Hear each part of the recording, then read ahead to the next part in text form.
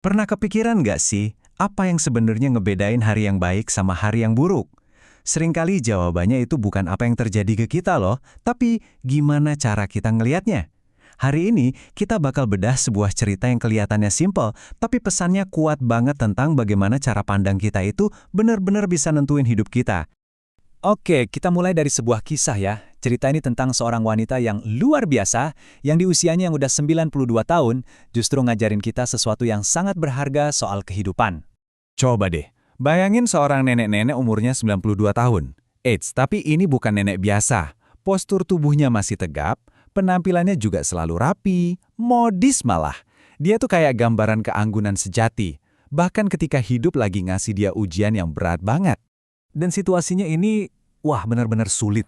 Dia baru aja kehilangan suaminya, pasangan hidupnya selama 70 tahun. Kebayang kan? Sebuah kehilangan yang pastinya dalam banget buat siapapun.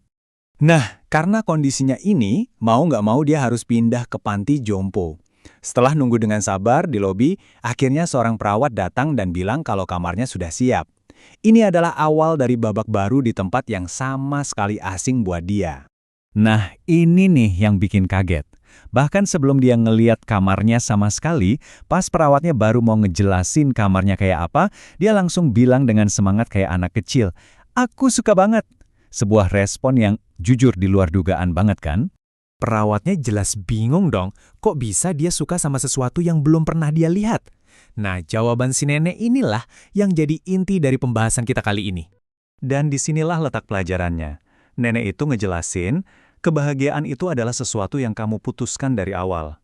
Jadi buat dia, gak penting gimana perabotan di kamarnya ditata atau warnanya kayak apa.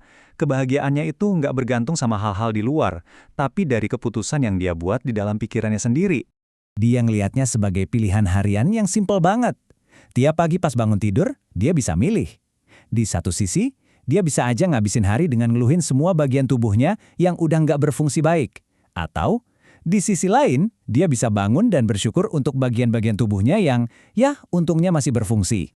Buat dia, setiap hari itu adalah anugerah. Selama matanya masih bisa kebuka, dia bakal fokus sama hari yang baru ini dan semua kenangan bahagia yang udah dia kumpulin seumur hidupnya. Dia bilang, kenangan itu sengaja dia simpan khusus untuk masa-masa seperti ini. Cara berpikir nenek ini keren banget, dan ini ngebawa kita ke sebuah metafora yang indah dan wah, dalam banget maknanya. Konsep ini namanya rekening bank memori. Coba deh kita anggap hidup kita ini kayak rekening bank. Nanti, pas kita tua, kita bakal narik dari apa yang udah kita tabung selama ini. Tapi tabungannya ini bukan duit loh. Tabungannya adalah kumpulan momen-momen bahagia yang kita ciptakan sepanjang hidup kita. Oke, pertanyaannya sekarang gimana dong caranya kita nabung kebahagiaan di rekening memori kita? Yuk kita lanjut dan lihat ada 5 saran sederhana buat ngelakuin setoran ini. Jadi, gimana caranya nabung bahagia? Ini ada 5 cara simpel. Pertama, bebasin hati kita dari benci. Ini kayak ngelepasin beban yang nggak perlu. Kedua, bebasin pikiran dari cemas. Fokus aja sama apa yang bisa kita kontrol hari ini. Ketiga, hidup sederhana dan merasa cukup. Keempat, jangan pernah berhenti memberi, karena memberi itu bikin kita ikut senang juga. Dan yang terakhir kelima, jangan berharap ketinggian. Dengan realistis, kita jadi lebih tenang. Nah, setiap langkah ini adalah setoran yang berharga banget ke rekening memori kita. Semua ini, ujung-ujungnya balik lagi ke gagasan utama kita. Sebuah pengingat bahwa realita kita itu dibentuk bukan oleh kejadian di luar, tapi oleh apa yang ada di dalam pikiran kita sendiri. Pada akhirnya, hidup Anda itu nggak ditentukan oleh keadaan Anda, entah itu kehilangan, perubahan, atau tantangan fisik.